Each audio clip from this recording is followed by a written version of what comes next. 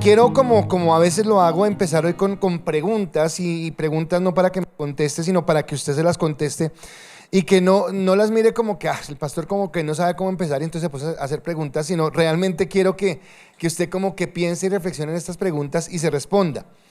Y la primera pregunta es: ¿en qué cambió tu vida al conocer a Cristo? O sea, ustedes, cada uno conoció a Cristo en X momento de su vida. Mi pregunta es: cuando usted conoció a Cristo, ¿su vida cambió en algo? Pero espere, no estoy hablando de algo superficial, no estoy hablando de algo externo como que, claro, yo antes jamás iba a la iglesia y ahora todos los domingos vengo a la iglesia. No estoy hablando de eso. O no estoy hablando de algo moral, como que, no, es que yo antes era mentiroso y no, ahora no digo mentiras porque no, ya no se puede. Ahora, no estoy minimizando el venir a la iglesia, es importante venir a la iglesia. No estoy minimizando el hablar la verdad, es importante hablar la verdad. Sino que quiero hacer énfasis en que mi pregunta va más enfocada a que si realmente tú puedes decir hoy que tu vida es mejor ahora que lo que era cuando no conoces a Cristo. ¿Tú puedes decir eso? ¿Puedes decir, realmente conocer a Cristo cambió mi vida para mejorar? Antes vivía en, qué sé yo, X cosas, situaciones diferentes. Yo tenía mi propia voluntad, yo hacía lo que yo quería, tal vez pensaba que nadie me controlaba, que tal cosa. Pero realmente ese estilo de vida, ese tipo de vida, en lugar de llevarme a realmente disfrutar esa supuesta libertad que yo creía tener, me llevaba a amargura, resentimiento, vivir mal geniado, vivir endeudado, vivir enfermo, vivir con, qué sé yo, angustias. ¿Puedes hoy decir que tu vida es mejor ahora que lo que vivías antes? Resulta que durante las últimas 3 enseñanzas que he tenido la oportunidad de predicar, me enfoqué en el capítulo número 2 de Hebreos. Y en ella hablamos acerca de que Dios, el Padre, había diseñado un plan perfecto para que nosotros pudiéramos encontrar la salvación. Y en ese plan perfecto que Dios había diseñado, entonces era Cristo el único, por eso hablamos de que Cristo es el nombre, sobre todo nombre, que podía ejecutar ese plan y que vino efectivamente y ejecutó el plan de Dios para redimirnos, y que en ese plan que se ejecutó, lo que nosotros habíamos recibido era el profundo amor de Dios. Oiga, tremendo. Aunque estábamos en dolor, aunque estábamos en pecado, aunque no teníamos esperanza, Dios nos mostró su amor en ese sentido. Ahora, ese plan perfecto nos reconcilia con el Padre, nos permite volver a tener una relación con Dios, y algo que siempre digo en los cursos que dicto, en las charlas que doy, es que nuestra vida cristiana debe ser mucho más que una religión. Es más, su vida cristiana no puede ser religión, no debe ser religión. No debe ser el cumplimiento de ciertas cosas para querer agradar a Dios, y entonces si hago estas cosas pienso que Dios está conmigo y ya todo está bien. No, su vida cristiana tiene que ser una relación, y esa relación es que Cristo ha restaurado su relación con el Padre. Entendiendo que restauró su relación con el Padre, también hemos hablado acerca del propósito. Entonces encontramos que nuestra vida ahora tiene un propósito, y podríamos decir que hay un propósito general a todos, y es el glorificar a Dios, el exaltar a Dios, el honrar a Dios, pero que ese propósito general a todos ya es específico de acuerdo a los talentos que tenemos, de acuerdo al lugar donde vivimos, de acuerdo a la familia que pertenecemos, de acuerdo al entorno en el que nos desarrollamos. Ahí se va a desarrollar ese propósito específico. Y por último, que no solamente tenemos la relación con Dios, no solamente tenemos el propósito, sino que adicionalmente a esto nos permite a nosotros entender que podemos un día tener la esperanza, y escuche esa palabra porque la voy a repetir mucho durante este mensaje, la esperanza de tener una vida plena en Cristo, en su reino eterno. Vamos a tener esa plenitud. Obviamente todo esto que estoy diciendo se puede resumir en una frase que fue la pregunta: ¿sí es una vida mejor? ¿Sí tenemos una vida mejor? ¿Sí ha mejorado Dios nuestra vida? Y en medio de un mundo más decadente podemos entender esto que Dios nos está dando, pero ahora esto me lleva a mí a una segunda pregunta. Y la segunda pregunta es, entonces, si yo entiendo que conocer a Cristo fue tener una mejor vida, ahora la pregunta es, ¿por qué o para qué soy cristiano? ¿Alguna vez se ha preguntado eso? Bueno, yo soy cristiano y como que ser cristiano es ¿para qué? ¿Para qué yo soy cristiano? ¿Para qué confieso a Cristo? ¿Para qué declaro que Cristo es el Señor de mi vida? ¿Qué sentido tiene ser cristiano? Y ahí empiezo a mirar algo, porque resulta que yo entiendo que Dios me dio un propósito y que me llama a colocar mi mirada en la eternidad. Pero que de pronto entonces yo puedo empezar a trastebillar y malinterpretar el Evangelio y pensar que el Evangelio se limita o se reduce a que yo le diga a Dios qué quiero y que Él me conceda las peticiones. Quiere decir que indirectamente o de una forma soterrada le estoy diciendo a Dios, Dios, ok, tú eres mi Dios siempre y cuando tú hagas lo que yo quiero. Siempre y cuando mi vida yo pueda evaluar que ha sido prosperada, bendecida en algún área de mi vida, porque si no es así, como que ¿qué sentido tiene ser cristiano? Podríamos llegar a pensar de esa manera. Y si llegáramos a pensar de esa manera, entonces nuestros objetivos o nuestros sueños serían efímeros, porque estarían colocados en cosas temporales, en cosas que no tienen trascendencia, en satisfacer solamente caprichos o deseos personales, y olvidar realmente el propósito eterno con el cual Dios nos está llamando o por el cual Dios nos llamó. Y entonces esto me lleva a mí a entender algo, y una última pregunta lógica, y es: si yo entiendo que fue Dios quien me escogió a mí y no yo quien escogió a Dios, que según lo que me dice la palabra, cuando yo estaba muerto en mis delitos y pecados, Él fue el que se acercó, Él fue el que me sacó a mí del pozo y me trajo al lugar seguro. Si eso es así, y no fui yo el que un día le di la oportunidad a Dios, no fui yo el que le permitía a Él entrar en mi vida, entonces la pregunta sería: ¿soy cristiano para que Dios cumpla mis deseos o soy cristiano para llevar la gloria de Dios? ¿Para qué soy cristiano? Para decirle todo el día a Dios, Dios, necesito esto, Dios, dame esto, Dios, bendíceme acá, Dios, te estás demorando con esta oración, Dios, pero ¿qué pasa con aquello? Dios, pero tal cosa.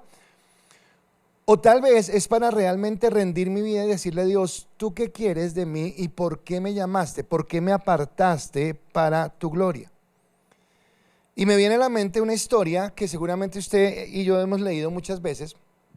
Y un día Jesús está en esos días magnos que Él tiene y ha llevado a la gente hacia afuera de la ciudad y ha predicado todo el día, y la gente, ninguno se ha reparado en el tiempo, porque seguramente la prédica de Dios o de Cristo es tan sublime y tan envolvente que la gente se olvida del tiempo, y Él está predicando y la gente lo está escuchando, hasta que Jesús mismo dice: oiga, es tarde, acá no hay nada que comer y toca darle a esta gente porque seguramente tiene hambre. Y recogen, buscan qué hay, y solamente hay unos pocos peces, hay unos 2 panes creo que hay, y multiplican los alimentos y alimentan a toda la gente que está allí. Y wow, eso es sorprendente. Pero en ese momento Cristo como que se escabulle, se va a orar, los discípulos se van a otro lugar, Jesús pasa, bueno, los discípulos pasan a otro lugar, y la gente no sabe dónde está Jesús, y al día siguiente la gente está buscando a Jesús. ¿Dónde está? ¿Dónde está? ¿Dónde está? Y acá viene algo que me parece fuerte, pero muy fuerte de Jesús. Porque Jesús no estaba buscando su fama o su popularidad, sino estaba buscando realmente que la gente lo buscara por lo que era realmente la razón de ser de lo que es buscar a Cristo. Y entonces cuando lo encuentran, toda la gente: Jesús, ¿dónde estabas? ¿Dónde estabas? Te estábamos buscando, pero ¿dónde te metiste? Y Jesús les dice, yo me imagino que con un carácter fuerte, no de mal genio, ni bravo, ni mucho menos, pero sí con un carácter fuerte, le dice: ¿y ustedes por qué me están buscando? ¿Me están buscando porque ayer les di de comer? ¿Me están buscando porque al lado mío no van a tener hambre? ¿O me están buscando realmente porque me aman como Dios?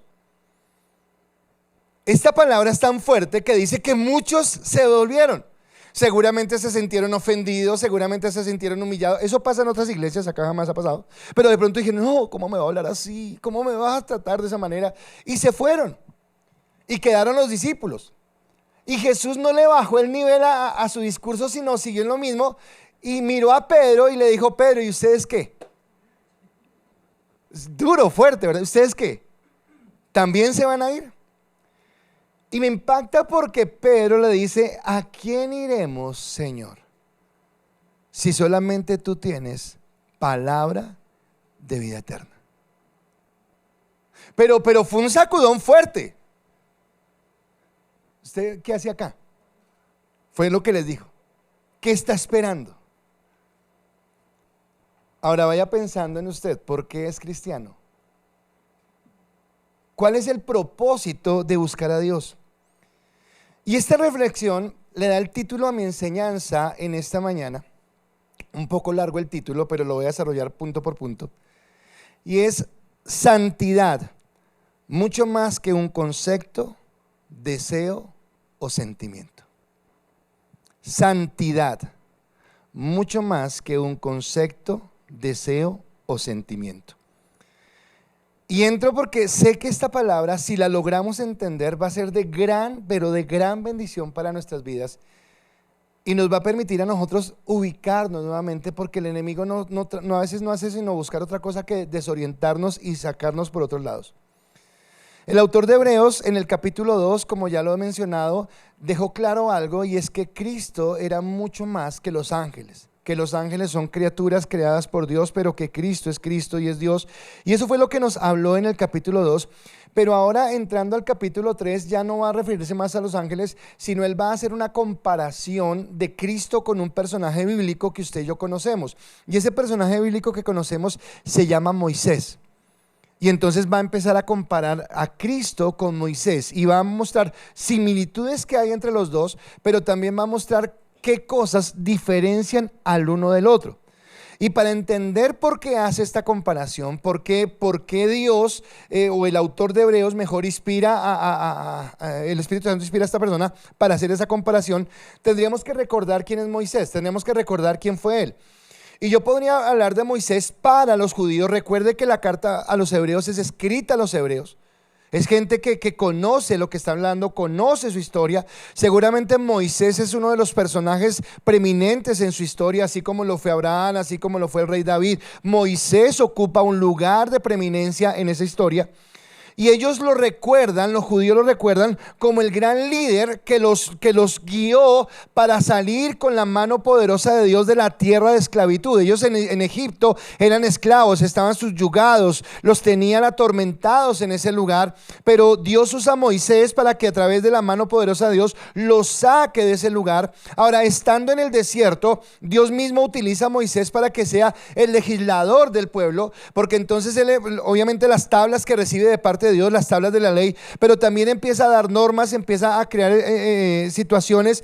Y aunque aún no tienen una tierra prometida, aunque aún no tienen ese lugar al que van a ir, digamos que en ese momento ya se constituyen como una nación. Por fin la promesa que Dios le había dado 400 años antes a Abraham empieza como que a tomar forma. Ahora sí, ya vamos a dejar de ser un grupo de personas ya esclavos de un gran imperio como el imperio egipcio en ese momento, y vamos a empezar a ser una nación. Y Moisés anda con ellos comiendo tierra, comiendo polvo, porque tiene que orar todo el tiempo por ellos, porque tiene que interceder todo el tiempo por ellos, y los acompaña hasta llegar al límite de la tierra prometida. No entra a la tierra prometida. Usted y yo sabemos por qué no entra, pero no entra. Pero cuando los aparta, Dios les dice lo siguiente, escúcheme: ha tomado Israel, y ahora escúcheme esto, tipo, cuando digo tipo es como que algo que es figura de alguien o de algo que va a venir más adelante. Israel es un tipo de la iglesia. Israel estaba como que mostrando que iba a ser la iglesia en el futuro. Y Dios habla lo siguiente, o le dice lo siguiente a Moisés en el libro del Éxodo capítulo 19, versículo 3 al 6. Le dice: así dirás a la casa de Jacob y anunciarás a los hijos de Israel: vosotros visteis lo que hice a los egipcios, y cómo os tomé sobre alas de águila y os he traído a mí. Ahora pues, si dieres oído a mi voz y guardares mi pacto, vosotros seréis mi especial tesoro sobre todos los pueblos, porque mía es toda la tierra, y vosotros me seréis un reino de sacerdotes y gente santa. Estas son las palabras que dirás a los hijos de Israel. Wow, tremendo. Tremendo, porque para mí lo más espectacular es que Dios le dice a ellos: ustedes, pueblo de Israel, a partir de ahora van a ser mi especial tesoro. Ahora, cuando usted piensa en un especial tesoro, está pensando en algo que tiene mucho valor, en algo que se va a guardar en sitio seguro y en algo que permanentemente se va a proteger. Y el que está hablando de ese pueblo es Dios, diciendo: los voy a guardar, tienen valor para mí, los voy a proteger, los voy a cuidar. Mas sin embargo, acá en este texto no está diciendo: y ahora cada cosa que ustedes sueñen se las voy a dar, y le abran sus labios, y cada petición que me hagan la voy a cumplir. No, no, no, no, no. Él no está diciendo eso. Él solamente les dijo: van a ser mi especial tesoro. Y antes de ofrecerles mayores bendiciones que esta, que es la bendición que cubre todo, más bien en lugar de darles bendiciones o de prometerles bendiciones, les da es como indicaciones. Quiero que sean un pueblo de sacerdotes. Quiero que sean un pueblo de gente santa. Quiero que entiendan que les estoy apartando del resto de las naciones de la tierra, para que mientras que las naciones de la tierra son idólatras, son blasfemos, son inmorales, son corruptos, ustedes sean mi especial tesoro, es lo que está diciendo el Señor. Ahora, seguramente, y les quiero colocar la connotación para que entiendan las preguntas del principio, seguramente esto trae sobre sus vidas una mejor vida, porque antes de este momento eran esclavos. Antes de ese instante vivían en esclavitud. Y lo que están haciendo Dios es sacándolos de la esclavitud, llevándolos a una tierra que les ha prometido, y una tierra que fluye leche y miel, una tierra donde van a tener prosperidad, una tierra donde van a ser bendecidos de la manera que Dios quiere bendecirlos conforme a su propósito. Ahora, seguramente no solamente tienen una mejor vida, sino que esto hace que Moisés para este pueblo sea un referente, como ese caudillo, como ese libertador, como esa persona que se levantó en fe, creyéndole a Dios, y logró sacarlos del pueblo donde estaban siendo subyugados. Por lo tanto, Moisés es un referente para los judíos. Y esa es la razón por la cual el autor de Hebreos va a hacer una comparación entre Moisés y Cristo. Y es lo que va a hacer en el capítulo 3, y empiezo leyendo, solamente nos vamos a detener en este mensaje, y es Hebreos capítulo 3, versículo 1 al 6. Hebreos 3, del 1 al 6, y dice la palabra: por tanto, hermanos santos, escúcheme cómo nos habla. Por tanto, hermanos, ¿qué? Santos, partícipes del llamamiento, ¿qué? Celestial. Escuche las palabras porque son importantes. Considerad al apóstol y sumo sacerdote de nuestra profesión, Cristo Jesús, el cual es fiel al que le constituyó, como también lo fue Moisés en toda la casa de Dios. Porque de tanto mayor gloria que la de Moisés es estimado digno cuanto tiene mayor honra que la casa el que la hizo. Porque toda la casa es hecha por alguno, pero el que hizo todas las cosas es Dios. Y Moisés, a la verdad, fue fiel en toda la casa de Dios, como siervo para testimonio de lo que se iba a decir. Pero Cristo como hijo sobre toda su casa, la cual casa somos nosotros, si retenemos firme hasta el fin la confianza y le glorificamos en la esperanza. Ahora, sí que cuando lo miramos así suena un poco enredado, como que: pastor, espere que no entendí mucho, hay muchas cosas que como que no entiendo. Listo, vamos a ir desarrollándolo poco a poco para que usted lo entienda. Pero quiero en primer lugar como que dejar en su mente dos cosas básicas para que usted entienda. Está diciendo o está reconociendo cómo Moisés es un siervo en la casa de Dios. Moisés es parte de esa casa, pero es siervo en esa casa, cumple un propósito. Y cómo Cristo es mayor que ese siervo. También cumple un propósito, pero es mayor la soberanía, el poder, la autoridad que tiene Cristo sobre esa casa. ¿De acuerdo? Ahora, entonces ahora vamos a nosotros, el siglo XXI en este momento. Moisés para nosotros, sí, claro, tiene que ser un referente de ese siervo de Dios, de ese hombre que se colocó en las manos de Dios. Pero resulta que mientras que para Israel Moisés era el caudillo, el libertador, los que lo ha llevado a la libertad, para nosotros hoy Moisés se constituye en un profeta. Y un profeta es aquel que habla en bendición de lo que va a venir más adelante. Y resulta que Moisés lo que estaba mostrando era lo que iba a venir para el pueblo de Dios. Y así entonces nos habla de que Moisés lo que hizo fue anunciarnos a aquel que levantaría el verdadero pueblo de Dios. Entonces el pueblo, así como el tabernáculo que levantó Moisés en el desierto, era un símbolo del tabernáculo celestial, del tabernáculo en el cielo. En el cielo voy a encontrar un atrio, un lugar santo, un lugar santísimo donde está la gloria de Dios. Pero Moisés hizo una réplica acá en la tierra de ese tabernáculo. Israel era una réplica de lo que es verdaderamente el pueblo de Dios. Y el pueblo de Dios son los descendientes de Abraham, que han creído en él por la fe y que han creído en Cristo a lo largo del tiempo. Y de ese pueblo, así como Dios le dijo a Moisés que era su especial tesoro, que lo había guardado para que fuera un grupo de sacerdotes, de gente santa, ahora Dios nos dice a nosotros, a usted y a mí. Pablo le escribió a Tito, y en Tito capítulo 2 versículo 11 al 14 le dice: porque la gracia de Dios se ha manifestado para salvación a todos los hombres, enseñándonos que renunciando a la impiedad y a los deseos mundanos, vivamos en este siglo sobria, justa y piadosamente, aguardando la esperanza bienaventurada y la manifestación gloriosa de nuestro gran Dios y Salvador Jesucristo, quien se dio a sí mismo por nosotros para redimirnos de toda iniquidad y purificar para sí un pueblo propio, celoso de buenas obras.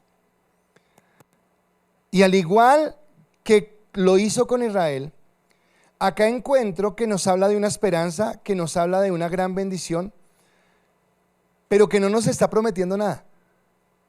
O sea, él no dice, y sígueme y te voy a dar esto y te voy a dar aquello y te voy a dar... No, él dice, sígueme porque tengo para ti preparado algo grande. Pero lo que te voy a pedir es que seas santo. Lo que te va a pedir es que seas un pueblo apartado. Lo que te va a pedir es que te guardes para mí.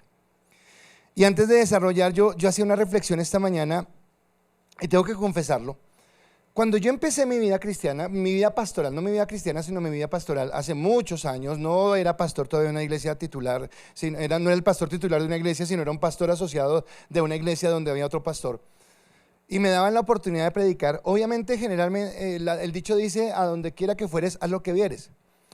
Y yo escuchaba los mensajes y yo sufría porque yo entendía que los mensajes tenían que ser más motivacionales. Entonces escúchame, Dios te dice hoy que te bendice. Dios ha visto las lágrimas que has derramado en el silencio, donde nadie te ha visto, y Él ha escuchado. Y claro, porque eso y todo. Sí, también a ti, mujer. Y sonaba chévere porque ese tipo de mensajes, ¿a quién agrada? A la gente, a la carne. Ay, dígame algo bonito, por favor.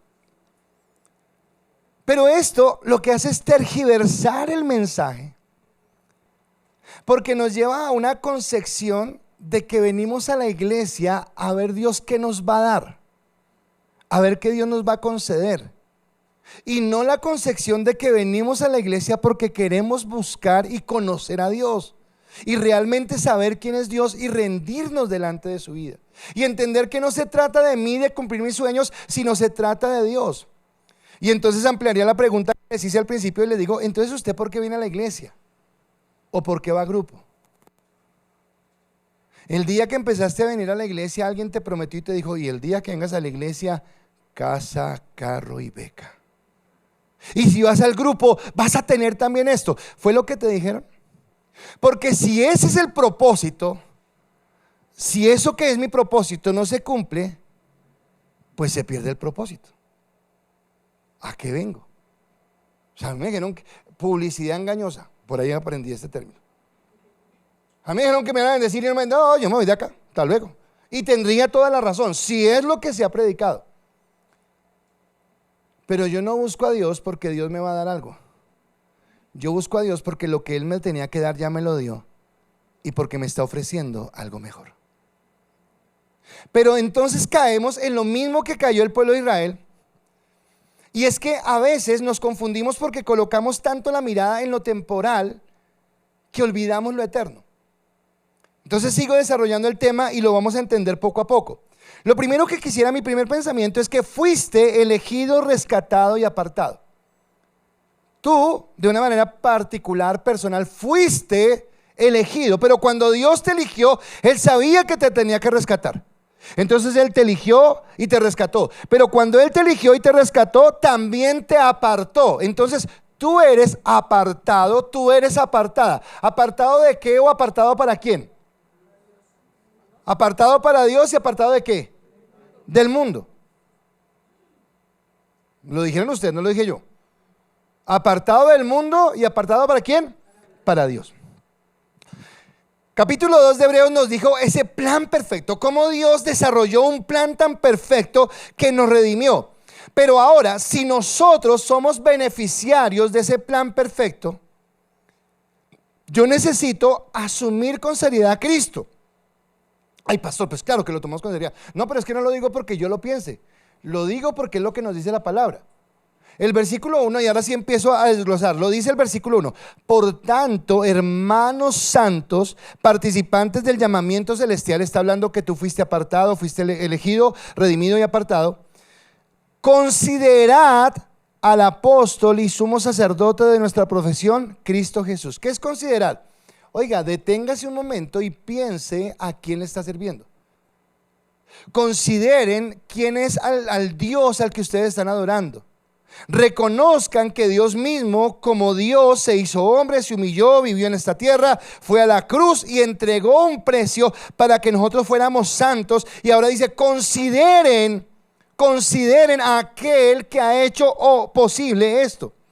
Quiere decir que ahora nosotros no somos ciudadanos de esta tierra. Quiere decir que somos ciudadanos del reino.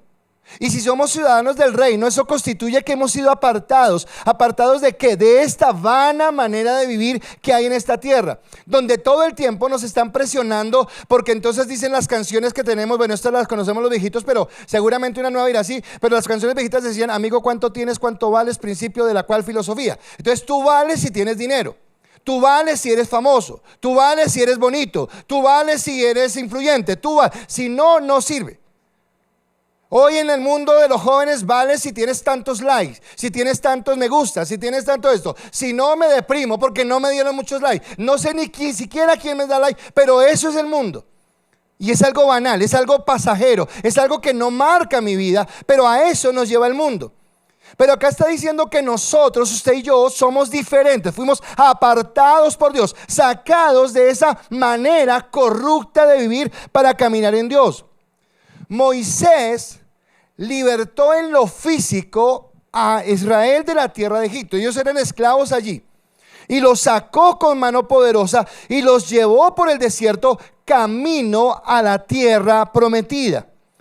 A ustedes y a mí, Cristo también nos liberó de un Egipto.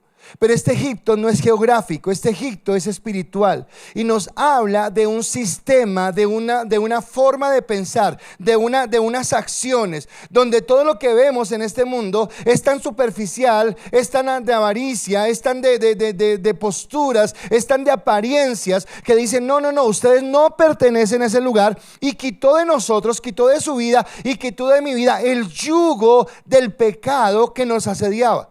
Quitó de nosotros ese peso que había en nosotros. Y lo compara a Cristo con los dos títulos más grandes que podríamos encontrar en el Antiguo Testamento y en el Nuevo Testamento. Porque hablando del Nuevo Testamento le dice a Cristo que Él es el apóstol de los apóstoles. Y hablando del Antiguo Testamento le dice a Cristo que Él es el sumo sacerdote real y verdadero. Ahora, ¿por qué los compara con ellos y por qué nos coloca a meditar en ellos? Porque el apóstol es aquel enviado por Dios para libertar un pueblo. Así como Moisés, y empieza la comparación, fue el que libertó a Israel de la tierra de Egipto, Cristo vino a libertarnos a nosotros de un sistema mundano. No fue, ay, es que yo decía chisme, ahora no he hecho chisme. Sí, eso es importante, gloria a Dios, bendiciones. Pero más que echar chisme es del sistema, de todo lo que implica vivir en este mundo y llevarnos a entender que nuestro pensamiento debe ser renovado, debe ser cambiado en Dios. Que ese sumo sacerdote que era aquel que cada año sacrificaba un cordero y llevaba la sangre delante de Dios para expiación de los pecados. Ahora este gran y único sumo sacerdote llamado Jesucristo ha presentado su propia sangre para redimirnos, para lavarnos, para limpiarnos y para llevarnos a la libertad. Esto implica que entonces Cristo se convierte en el centro de nuestra fe. Entonces escúcheme, no es que Cristo está a la periferia nuestra, esperando a ver qué se me ocurre a mí, a ver cuál es el deseo que tengo hoy. Dios diciendo: ¿y qué se te ocurre hoy? ¿Qué deseas para hoy? ¿Cuál es tu petición? Porque ya, no, así no funciona. Cristo es el centro y yo soy el que me sujeto a Él. Y yo soy el que empiezo a entender que tengo una vida de santidad para glorificarlo y para exaltarlo, y por eso me rindo delante de Él. ¿Sabe qué pasaba con los judíos cuando salieron de la tierra de Egipto? Que se cansaron de comer maná. Dijeron: oiga, pero ya todos los días maná, qué aburrimiento, todos los días este maná, estamos cansados. Ok, manda Dios las codornices. Y empezaron a comer codornices hasta que otra vez codornices. Estoy cansado de esto, ya cansado. Y dicen ellos, ahora recuerde, son esclavos en Egipto, pero dicen: recordamos cómo comíamos manjares en Egipto. ¿Manjares? Perdón, ¿están hablando en serio? Pero me habla a mí de que ellos están, en lugar de mirar esa tierra prometida a la que van, están mirando eso que tenían y están anhelando lo que tenían atrás y como que quieren volver atrás. Y vuelvo a preguntar, cuando tengo mis peticiones, que son peticiones que no son genuinas, sino que vienen más enfocadas a deseos personales, a mis apetitos, a mis gustos. Ay, pero es que todo el mundo tiene y yo no tengo. Ay, pero es que todo el mundo alcanza y yo no alcanzo. Ay, pero es que el día que tenga esto soy feliz, pero hoy no puedo ser feliz. Si Cristo está en mi vida, esa debería ser la mayor razón de felicidad. Pero permito que mi propia carne, permito que la presión del mundo, permito que las circunstancias de la vida me lleven a mí a distraerme. Y esta gente empezó a distraerse. A mí me parece algo muy teso, que cuando ellos salieron de Egipto, dice la palabra, que por la dureza del corazón de ellos, todos los mayores a 20 años murieron en el desierto sin entrar a la tierra prometida. Solamente los menores de 20 años y Josué y Caleb. ¿Por qué? Porque tal vez ellos pudieron librarse de esa mente de esclavitud. Porque tal vez ellos pudieron librarse de seguir con las ataduras del mundo, que si tengo, que si me dan, que si tal cosa. Y acá cuando hablo de esperanza, ¿qué es esperanza? ¿Por qué menciona tanto la palabra esperanza? Porque la esperanza es esperar algo que yo no tengo aún, que yo no he visto aún. Porque si yo tengo algo ahora, si lo veo ahora, ya se acaba la esperanza, ya no tendría que tener esperanza. Entonces le pregunto, cuando Israel salió de Egipto e iba rumbo a la tierra prometida, estando en el desierto, ¿ya estaban en la tierra prometida? No, iban a la tierra prometida. Ahora pregunto, nosotros que somos el pueblo de Dios, ¿cuál es nuestra tierra prometida? El cielo, el reino. ¿Están todos de acuerdo o no todos? No todos. O sea, usted no está de acuerdo en que el cielo o el reino de Dios es nuestro lugar máximo. ¿Sí está de acuerdo o no? Porque esto marca la diferencia. Porque si usted no mira allá, quiere decir que usted dice: no, pues acá Dios, acá es donde necesito que me bendiga, que me salga el negocito, que me salgan las cosas, que me alivie esta enfermedad, que me cumpla el deseo, que traiga, qué sé yo, lo que sea. Eso es lo que estaba pasando con ellos, porque no estaban mirando a la tierra que les había dado, sino se estaban quedando allí. Y eso es lo que puede pasar cuando yo dejo de mirar la esperanza a la que Dios me ha llamado, porque es algo glorioso a lo que Dios nos ha entregado, y me permite a mí entender por qué Cristo es el centro y por qué Dios me pide en esta tierra que yo sea santo. Y entonces viene el primer desarrollo del título, y es con respecto al saber y la santidad. Escúcheme, y si está tomando nota, la santidad no es algo que sabes, es algo que interiorizas. Escúchame, la santidad no es algo que tú sabes, la santidad es algo que tú interiorizas. ¿A qué me refiero? Que todo el mundo sabe qué es ser santo, todo el mundo entiende el concepto. Pero yo no podré entender que soy santo si primeramente no coloco en mi corazón y entiendo que fui apartado para Dios. Y el entender esto en mi corazón hará que sufra menos, no siendo que no voy a sufrir, pero hará que sufra menos con las cosas que el mundo me va a presionar todo el tiempo. Porque el mundo todo el tiempo nos está presionando.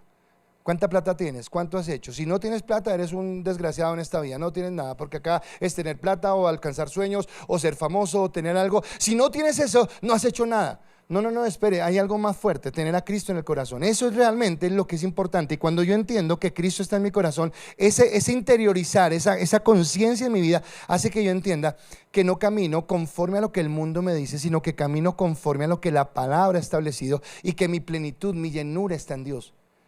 La santidad no te amarga, la santidad no te hace postizo, la santidad no te impone, la santidad te lleva a entender que hay alguien al que amas, y por el que amas estás dispuesto a vivir de una manera diferente. Esa es la primera parte. Ahora, mi segundo pensamiento es que Moisés anuncia a Cristo. ¿De qué manera Moisés anuncia a Cristo? Resulta que Moisés lo podemos reconocer su obra, pero yo puedo entender que Moisés solamente fue un siervo. Hoy hablaba en la clase y le decía a las personas de la clase que nosotros podemos honrar a personajes bíblicos, por ejemplo, así como, y cuando hablamos de la iglesia católica, que entonces se ponen bravos porque que no queremos a la Virgen. No, obviamente podemos honrar a María. Podemos decir que si María fue escogida como la madre de Jesús fue por algo, no fue porque era la más brincona del barrio. Y la podemos honrar en ese sentido. Pero es diferente honrar a alguien a adorar a alguien. Y el único que merece adoración es Dios. El único que merece esa gloria es Dios. Ahora, Moisés fue un siervo. Moisés se presentó como siervo en ese contexto. Y hablando de Cristo y comparándolo con Moisés, el autor de Hebreos dice lo siguiente. Escúcheme, está hablando de Cristo para que tenga, porque no menciona a Cristo, pero está hablando de Cristo y lo está comparando con Moisés, y dice lo siguiente: Cristo, el cual es fiel al que lo constituyó, como también lo fue Moisés en toda la casa de Dios. Porque de tanta mayor gloria de Moisés es estimado digno cuanto tiene mayor honra en la casa el que la hizo. O sea, hablando en términos de constructor, yo puedo admirar un edificio, pero más que admirar el edificio, puedo admirar a la persona que diseñó el edificio, que pensó cómo hacerlo, que pensó cómo distribuir ese lugar para de mejor manera. Ahora, cuando el autor de Hebreos está hablando de casa, no piensa en un edificio, no piensa en un lugar de ladrillos y de piedras, piensa en la iglesia. Y si piensa en la iglesia, entonces piense casa como familia, está hablando de familia. Y la iglesia es eso, la iglesia es una familia. ¿Y por qué la iglesia es una familia? Porque la iglesia es una familia donde estamos para apoyarnos, para levantarnos, porque tenemos algo en común, porque nos amamos unos a otros, porque nos dolemos con el que está en el dolor y nos alegramos con el que está en la alegría, y porque entre todos podemos construir una comunidad de bendición, porque sabemos que estamos viviendo cada uno. Ahora, Moisés era miembro de esa casa y en esa casa cumplió un propósito, pero escúcheme, Moisés era miembro, Moisés no construyó la casa. Moisés era miembro de la casa. Por el contrario, Cristo sí no es miembro de esa casa. Cristo es el arquitecto, constructor de esa casa. Fue quien la diseñó, fue quien la planeó, fue quien la sustentó. Ahora, escúcheme esto. Estamos en Emparejados y en Harvest hablando de las parábolas. Y este fin de semana fue espectacular porque hablábamos acerca de las dos simientes. Y los dos grupos fueron totalmente diferentes, pero todos muy enriquecedores en todo lo que estábamos hablando. Y decíamos que era edificar sobre la arena y que era edificar sobre la roca. Así, para hacerlo breve, edificar sobre la arena es cuando edifico sobre mi propia prudencia, sobre lo que yo pienso, lo que yo creo, lo que yo puedo alcanzar, cómo lo puedo lograr. Es que por acá es mejor, es que por acá es más rápido. Y edificar sobre la roca es realmente decir, ¿tú qué es lo que dices? Y voy a prestar atención a tu palabra. ¿Cómo tú dices que lo haga? Por eso la parábola tiene dos cosas semejantes. Dice, ¿a qué compararé el hombre insensato y a qué compararé al hombre sensato? El hombre insensato es el que escuchó la palabra de Dios y la desechó. El hombre sensato es el que escucha la palabra de Dios y la cumple. El primero edifica sobre la arena, el segundo edifica sobre la roca. Y Wilmar nos decía algo que me parecía, o le pareció a alguien, pero a mí también me pareció bien bonito. Y él dijo, puede ser que construyamos la casa más hermosa sobre la arena. Hermosísima. la mejor pintura, los mejores colores, los mejores acabados, la mejor luz, lo perfecto en todo. Solamente tiene un problema: está edificada sobre la arena. Y cuando venga la tormenta va a caer al piso. Así que de nada sirvió la belleza externa si no había un fundamento. Ahora, hablando de casa, lo que el apóstol Pedro nos dice a nosotros en primera de Pedro 2 del 4 al 5, hablando de eso, dice: acercándonos a él, piedra viva, está hablando de Cristo, desechada ciertamente por los hombres, mas para Dios escogida y preciosa. Vosotros también, como piedras vivas, nosotros somos también piedras, sea edificado como casa espiritual y sacerdocio santo, para ofrecer sacrificio espiritual aceptable a Dios por medio de Jesucristo. Quiere decir que el fundamento es Cristo, que la piedra grande, que la base es Cristo, y que nosotros como piedras vivas vamos edificando sobre esa piedra. Pero vuelvo y repito, y acá no dice: y cuando construyas esa casa, Dios te va a bendecir y te va a cumplir cada sueño, cada anhelo. No, dice: y apártense y vivan en santidad y caminen para Él, y entiendan que han sido apartados y bendecidos para Dios.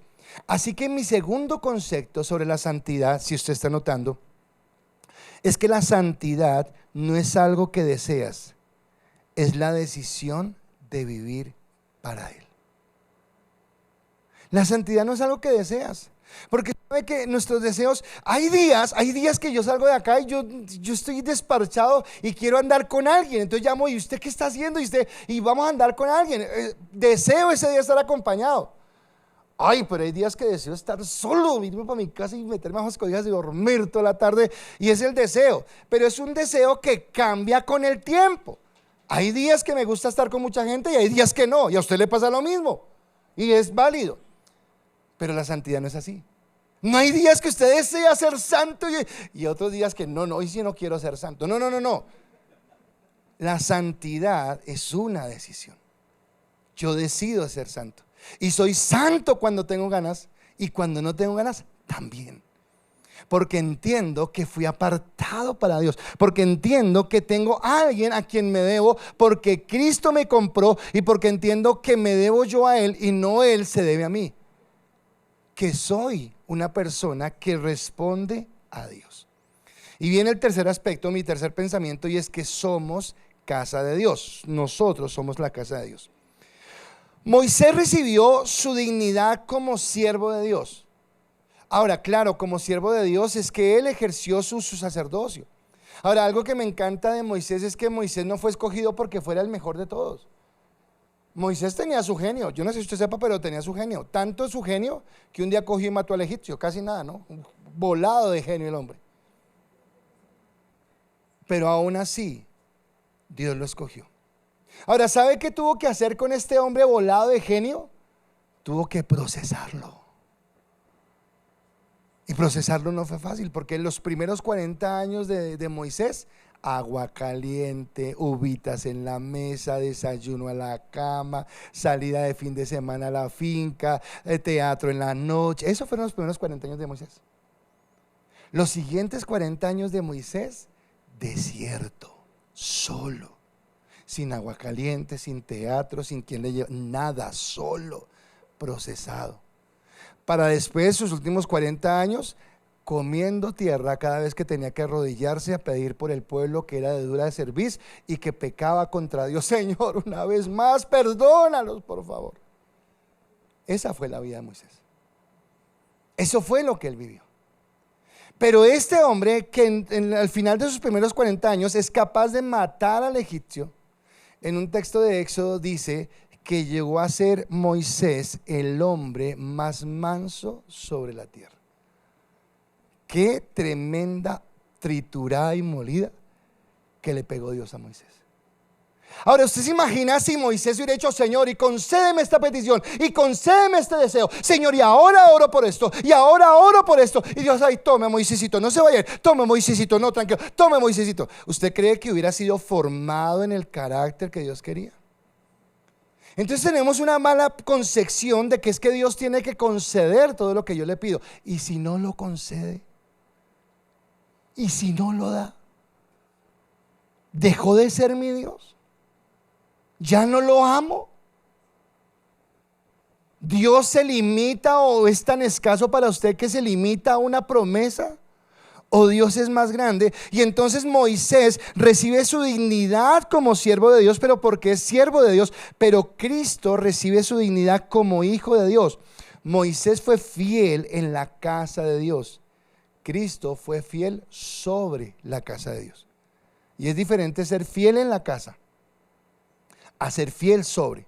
Y está mostrando la diferencia que hay entre uno y el otro. Por eso Hebreos, el versículo 4 y 5 de Hebreos 3 dice: porque toda casa es hecha por alguno, pero el que hizo todas las cosas es Dios. Y Moisés, a la verdad, fue fiel en toda la casa de Dios, como siervo, para testimonio de lo que iba a decir. ¡Wow! Tremendo. Para testimonio de lo que iba a decir. O sea, ¿qué quiere decir? Que Moisés, aunque para el pueblo de Israel fue su caudillo, fue su libertador, fue el que lo sacó, para nosotros se constituye en un vocero de esperanza, en un vocero de un mensaje de bendición de lo que iba a ocurrir y de quién iba a venir, que iba a ocurrir muchos años después de él y quién iba a venir mucho tiempo después de él. Al final del ministerio de Moisés, cuando ya está acabando el ministerio de Moisés, Dios dice lo siguiente, escúcheme. Deuteronomio capítulo 18 versículo 19 y 20 dice: Dios hablándole a Moisés, y con esta palabra que le da a Moisés, hablándole al pueblo, dice: profeta les levantaré de en medio de sus hermanos como tú, y pondré mis palabras en su boca, y él les hablará todo lo que yo le mandare. Mas a cualquiera que no oyere mis palabras, él le hablaré en mi nombre, yo le pediré cuentas. Ese él del que está hablando es Cristo. Las palabras que pone en su boca son las del Padre. ¿En quién las pone? En Cristo. Para hablarlas a quién, a su pueblo. Y de toda palabra que yo hablaré, el que no haga caso le pediré cuenta. ¿A qué compararé al hombre insensato? Al que edificó su casa sobre la arena, porque escuchando la palabra de Dios no le obedeció. ¿A qué compararé al hombre sensato? Aquel que edificó su casa sobre la roca, porque escuchó la palabra y la puso en práctica. Y acá está diciendo que demandará o tomará cuenta a aquel que escuchó la palabra pero que no la puso en obra. Entonces Dios me está diciendo que antes de estar ocupado pidiendo todo el tiempo, esté pensando: Dios, ¿de qué manera mi vida te puede glorificar? No busco a Dios por algo que me va a dar, busco a Dios porque es Dios y permito que Él haga las cosas hacia adelante. Dije que Moisés es un tipo de Cristo porque hay muchas cosas, hay personajes bíblicos en el Antiguo Testamento que vivieron circunstancias que más adelante vivió Cristo también, y que los constituye como en una figura, en una prefigura de lo que iba a ser Cristo. Déjeme mencionarle algunas de Moisés que lo comparan con Cristo. Cuando Moisés iba a nacer, cuando aún estaba en el vientre de su madre y no había nacido, el faraón sacó un edicto: maten a todos los varones que nazcan. Cuando Cristo nació, Herodes sacó un edicto: maten a todos los varones. Moisés, dice en Hebreos 11, prefirió los vituperios de este mundo antes de los privilegios del reino y llamarse el hijo de la hija de Faraón. Dice la palabra de Cristo que Él vino a esta tierra a humillarse, no para recibir gloria en esta tierra, sino para mostrarse como siervo. Una segunda similitud. Moisés se la pasaba comiendo tierra, yo les dije, tenía compasión del pueblo y se convirtió en el pastor de ellos. Y estuvo con ellos 40 años divagando en un desierto, aguantándoles sus impertinencias, sus chocherías, sus durezas de corazón, y orando por el pueblo todo el tiempo. Cristo es nuestro intercesor delante del Padre. Cristo es el que ora. Moisés intercedía por el pueblo, Cristo también. Moisés habló cara a cara con Dios de la manera como Cristo lo hace con el Padre. Moisés es el mediador de un pacto para beneficio del pueblo, así como Cristo es mediador de un mejor pacto. Así que esto me hace entender que cuando el autor de Hebreos dice: oigan, miren a Cristo y entiendan que Cristo es superior, le está diciendo: si ustedes admiran a Moisés, si ustedes ven en Moisés a alguien digno de imitar, quiero decirles que Cristo es mucho más que él, y es mucho más grande, y es mucho más poderoso. Por eso en su ministerio público, Cristo dijo lo siguiente con respecto a Moisés: dijo: porque si creyeres a Moisés, me creerías a mí, porque de mí escribió él. Así que está hablando de lo que hizo. Y esto me lleva a mi tercer y último concepto de lo que es la santidad, si usted está notando. La santidad no es algo que sientes, es tu obediencia y sujeción incondicional. Y una vez más, una de las cosas que más hace daño a la iglesia son nuestros sentimientos, porque actuamos en la emocionalidad, actuamos desde nuestras hormonas, es que hoy estoy feliz, hoy estoy contento, hoy brinco, hoy salto, hoy abrazo a todo el mundo, hoy amo a todo el mundo, mañana estoy deprimido, mañana estoy triste, esto no tiene sentido, me voy a morir. ¿Usted se imagina si viviéramos todas las áreas de nuestra vida así? ¿En dónde andaríamos? Una locura. De psiquiatra todos acá, de una vez allá para la Montserrat. Pero yo no puedo vivir por emociones. Yo no puedo vivir por sentimientos. Mi vida está anclada, lo hablamos en mensajes anteriores, mi vida está anclada en Cristo y está anclada en sus promesas. Y entonces yo entiendo que la santidad no es algo cuando siento, sino que la santidad es algo donde yo me sujeto en obediencia a Dios, y esa sujeción y esa obediencia es incondicional. No cuando me parece, no cuando creo, no cuando estoy de acuerdo, sino que realmente entiendo que Dios es el dueño de mi vida. El autor continúa diciendo: pero Cristo, como hijo sobre su casa, la cual casa somos nosotros, si retenemos firme hasta el fin la confianza y el gloriarnos en la esperanza. Vuelve y habla de la esperanza. Pero cuando dice si retenemos la esperanza, a usted y a mí nos suena como que, uy, o sea que la salvación la puedo perder. Y tengo que cerrar esto porque... No, escúcheme. Usted la salvación no la puede perder si ya la tiene. Uy, pastor, no sea brusco. No, si ya la tiene, no la puede perder. Porque uno no puede perder lo que no tiene. Entonces, si ya tiene la salvación, no la puede perder. Y le voy a explicar por qué no la puede perder. Porque la salvación es por gracia. Pero si la salvación dependiera de lo que usted hace, ya no sería gracia, sino sería mérito. Y esto llenaría mi corazón de arrogancia, porque yo merecería recibir lo que Dios me da. Pero la gracia es que sin merecerlo, sin merecer esa salvación, Dios me la dio. Por eso es por gracia. Y por eso Pablo dijo que no hay nada, ni lo alto, ni lo profundo, ni todo lo que usted sabe, se me olvidó el versículo, nos podrá separar del amor de Cristo. Nada nos podrá separar del amor de Cristo. Pero entonces aquí dice que nosotros debemos retener esa firmeza. Lo que está hablando es que si nosotros realmente tenemos una fe firme en Dios, esa fe firme en Dios nos llevará a permanecer fieles a Dios. Esa fe es la que me permite a mí persistir. Ahora, yo lo sé, lo digo por mí. De pronto usted no tenga ese problema, pero me confieso delante de ustedes, a mí me cuesta persistir en la fidelidad. Llegan pensamientos, llegan palabras, llegan sentimientos, y ahí es donde tengo que entender que la santidad no es si siento ser santo o no, sino que tengo que entender que hay muchos sentimientos, hay muchos deseos, hay muchos anhelos que tengo que llevar cautivos a la obediencia a Cristo, que tengo que decirle: ok, Dios, por la fe que tengo en ti, porque entiendo lo que me has dado, me mantengo firme en lo que tú me has dado. Y entiendo ahora que entonces la santidad es algo que yo interiorizo en mi corazón.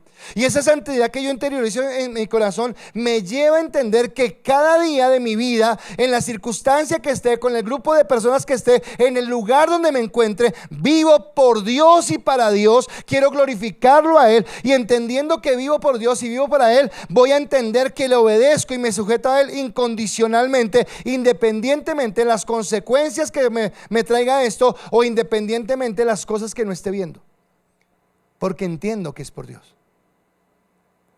Dice en Romanos 5, 1 y 2: justificados pues por la fe, tenemos paz para con Dios por medio de nuestro Señor Jesucristo, por quien también tenemos entrada por la fe a esta gracia en la cual estamos firmes y nos gloriamos en la esperanza de la gloria de Dios. Quiero que usted piense, porque me dejó pensando su respuesta. ¿Realmente su mirada está puesta en la eternidad? Ahora, no le estoy diciendo que se olvide de esta tierra, no le estoy diciendo que mañana no vaya a trabajar, no le estoy diciendo que deje de pagar la cuotica del apartamento que está pagando, no le estoy diciendo que deje de pagar las cuotas del carro, no le estoy diciendo: ya no pago la deuda porque igual, no estoy diciendo nada de eso. Tenemos que ser responsables acá, y tenemos sueños acá, y tenemos anhelos acá, Lo que le estoy diciendo es que eso no me puede hacer perder la vista de lo que viene en la eternidad, de lo glorioso que tengo en Dios, de que acá dice la palabra que somos peregrinos. Ahora usted de pronto termina chantado en este mensaje y dice, pero entonces quiere decir que no puedo pedir nada. No, podemos pedir. Lo que yo no le puedo asegurar es que Dios siempre le va a decir que sí, porque cuando yo pido algo pueden haber tres respuestas: sí, no o espere. Entonces yo no le digo que no pida. Lo que no le puedo asegurar es que Dios a todo lo que usted le... ¿Cuántos vieron Jim Carrey, Todopoderoso? Cuando él dijo, todo sí.